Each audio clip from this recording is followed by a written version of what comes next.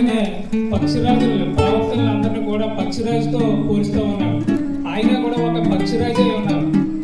ఆయన యెహోవా పక్షిరాజే ఉన్నారు. మనము ఆయన పిల్లలమై ఉన్నామనేసి వర్తమానంలో మనం చూస్తూ ఉన్నాం. ఇంకా పక్షిరాజు కోసం మనం చూసినట్లయితే ఒక వ్యవసాయదారుడు ఒక పక్షిరాజు గుడ్డుని తీసుకొచ్చి ఒక కోడి పెట్ట కింద పొదిగినప్పుడు అది పిల్లల్ని చేస్తూ ఉన్నదన్నమాట. అయితే ఆ పిల్లలన్నిటిలో ఆ పక్షిరాజు ఎంతో వింతగా ఉన్నదన్నమాట. అయితే ఆ పక్షి ఆ కోడి పెట్ట తన పిల్లలనంతా కూడా అది ఒక శబ్దంతో అది పిలిచినప్పుడు ఆ పిల్లలన్నీ కూడా వచ్చి ఆ యొక్క చెత్తను లేదా ఆ గర్భంలో ఉన్నటువంటి అది ఇలాగా గెలుగుతూ తన ఆహారాన్ని అవి తింటూ ఉంటాయి. కానీ ఆ ఆహారం దీనికి అది నచ్చదన్నమాట. అయితే దాని